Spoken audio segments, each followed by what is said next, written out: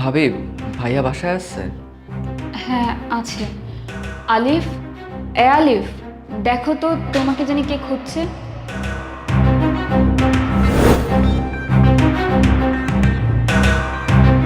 জি, বলুন। ভাইয়া, আমাকে হয়তো আপনি চিনতে পারেন। আমি আপনাদের এই বিল্ডিংয়ে 4 তলায় থাকি। এই কিছুদিন হলো আমি শিফট করেছি। আসলে ভাইয়া, একটা উপকারের জন্য আপনার কাছে আসা, যদি উপকারটা করতেন। উপকার? কেমন উপকার? আসলে এখানে আশেপাশে আমার কোনো আত্মীয় স্বজন নেই। আমার মা অনেক অসুস্থ, তাকে হসপিটালে নিয়ে যেতে হবে। কিন্তু আমার কাছে এই মুহূর্তে কোনো টাকা পয়সা নেই। যদি আমাকে কিছু টাকা দিতেন তাহলে আমার খুব উপকার হতো। আমি আবার আপনাকে পরবর্তীতে দিয়ে দিব। 3-4 দিন সময় দিলেই হবে আমাকে। 3-4 দিন পর আমি আপনাকে পুরো টাকাটা শোধ করে দেব।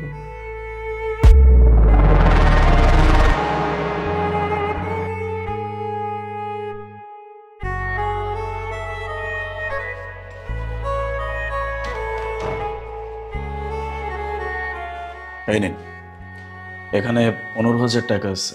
আশা করি আপনার উপকার আসবে। ভাই, আপনাকে অনেক অনেক ধন্যবাদ।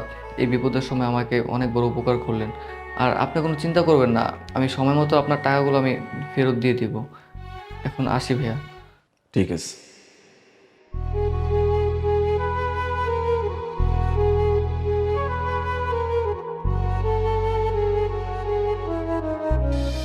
তোমার কি কোনো খোঁজ খবর আছে নাকি নেই? কিসের খোঁজ খবর? কিসের খোঁজ খবর মানে? সেই 15 দিন আগে তুমি ওনাকে টাকাটা দিলে, এই পর্যন্ত না উনি তোমাকে কল দিলেন না টাকাটা দিতে আসলেন। আচ্ছা, মানুষটা একটা ঝামেলার ভিতরে পড়ছে, এই জন্য টাকা নিয়ে গেছে। বলছে তো যে তার মা অসুস্থ, হয়তো মা এখনো সুস্থ হয় না, একটু ঝামেলার ভিতরে আছে, এই জন্য দিতে পারে না। ইটস ওকে, দিয়ে যাবে, চিন্তা করো না। কি হয়েছে মানে?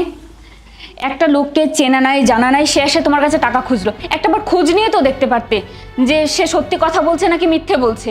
এমনও তো হতে পারে ওর মা অসুস্থ না, এমনিতেই ফ্রড হিসেবে তোমার থেকে টাকাটা নিয়ে গেল। দেখো, একটা মানুষ যখন মিথ্যা কথা বলে তখন তার চেহারা দেখলে বোঝা যায়। ওনার চেহারাটা দেখে অনেক অসহায় মনে হয়েছিল। আর মাকে নিয়ে কেউ কখনো মিথ্যা কথা বলবে? হ্যাঁ, তুমি তো আম্বানির ছেলে, এতগুলো টাকা বলা নেই কওয়া নেই দিয়ে দিলে, চাইলো আর তুমি একদম হাতে তুলে দিয়ে দিলে। আচ্ছা, বাদ দাও তো এসব কথা। তুমি না চাইতে পারো, আমি টাকাটা চাচ্ছি।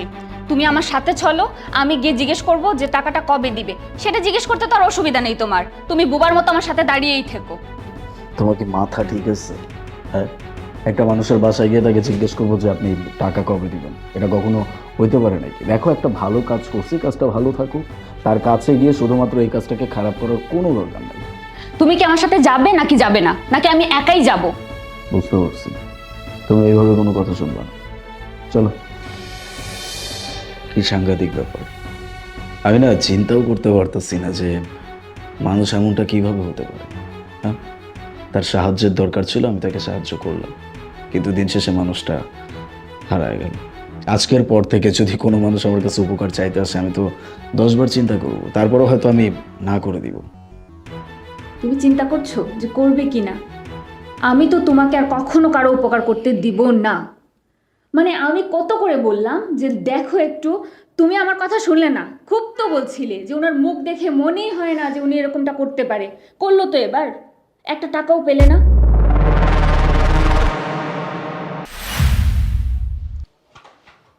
আপনি? অনেকদিন পর আসলাম। আসলে তার মধ্যে অনেক কাহিনী হয়ে গেছে ভাইয়া। আপনার কাছ থেকে মায়ের চিকিৎসার জন্য যে টাকাগুলো নিয়েছিলাম, তাতে মায়ের চিকিৎসা পরিপূর্ণ হয়নি। আমার আরও অনেকের কাছ থেকে টাকা ধার নিতে হয়েছিল। এত এত ধার নিতে হয়েছিল যে লাস্টে ফ্ল্যাটের ভাড়া দেওয়ার মতো আমার অবস্থা ছিল না। পরে বাড়িওয়ালা আমাকে ফ্ল্যাট থেকে নামিয়ে দেয়। পরে মাকে নিয়ে আমি গ্রামের বাড়িতে চলে যাই। তার জন্য আপনার সাথে আমি আর দেখা করতে পারি নাই, আর আসতেও পারিনি আপনার বাসায়। বুঝতে পারছি, গ্রামে চলে গেছেন, ভালো কথা। আবার ফিরলেন কেন? আপনি না ফিরলেও চলতো, কারণ আপনি আমার কাছ থেকে যে টাকাটা নিছেন, এটা যদি আপনি গ্রাম থেকে না ফিরতেন, তাহলে হয়তো কিছুদিন পর আমি নিজেই ভুলে যেতাম। ফেরত দেওয়ার দরকার ছিল না। আসলে ভাইয়া, গ্রামের বাড়িতে যাওয়ার পরে আমার যে জমি জমা ছিল ওগুলো সব বিক্রি করে দিয়েছি। যাদের কাছ থেকে টাকাগুলো ধার নিয়েছিলাম সবার টাকা দেওয়া শেষ হয়ে গেছে, শুধু আপনি বাকি ছিলেন। তাই আপনার টাকাটা দেওয়ার জন্য আমি আবার আপনার বাসায় চলে আসলাম। আর তাছাড়া আমি যদি আপনার টাকাটা নাই দিতাম, তাহলে আপনি হয়তো বা পরবর্তীতে আর কোনো মানুষের উপকার করতেন না, আমার মতোই সবাইকে ভাবতেন। ভাইয়া দেখেন, আপনি মানুষটা অনেক ভালো। আমি চাই আপনার মতো ভালো মানুষ এভাবেই থাকুক, কারণ আমার জন্য অন্য মানুষের উপকার করা বন্ধ হয়ে যাক এটা আমি কখনোই চাই না। আর আপনার মতো মানুষ আমাদের সমাজে অত্যন্ত জরুরি। এই যে ভাইয়া, এখানে পুরো টাকাটা আছে। না না, টাকা ফেরত দিতে হবে না। আপনি এক কাজ করেন, এই টাকাগুলো আপনার কাছে রাখেন, আর আপনার মায়ের চিকিৎসাতে এই টাকাটা আপনি খরচ করেন, কোনো সমস্যা নেই। কিছু টাকা তো। আর তার থেকেও বড় কথা, আপনি যে ব্যাপারটা বুঝতে পারছেন, আপনি যে আমার কাছে পর্যন্ত আসছেন, তাতে আমি অনেক খুশি হয়েছি। এই সামান্য কিছু টাকার কথা আমি এমনিতেই ভুলে যেতাম, কিন্তু আপনি যে আসছেন, এইটাতে মানুষকে হেল্প করার যে প্রবণতা, এটা আমার শেষ হবে না। মানুষ যেই আসুক না কেন, যদি কাউকে হেল্প করার সুযোগ আমার কাছে থাকে, আমি অবশ্যই করব। কিন্তু আজকে যদি আপনি না আসতেন, তাহলে হয়তো এই প্রবণতা আমার আর কখনোই জন্ম নিত না। Thank you very much. আসলে ভাইয়া, আপনি প্রমাণ করে দিলেন যে আপনি একজন বড় মনের মানুষ। আপনার প্রতি আমি সারা জীবন কৃতজ্ঞ থাকবো ভাইয়া।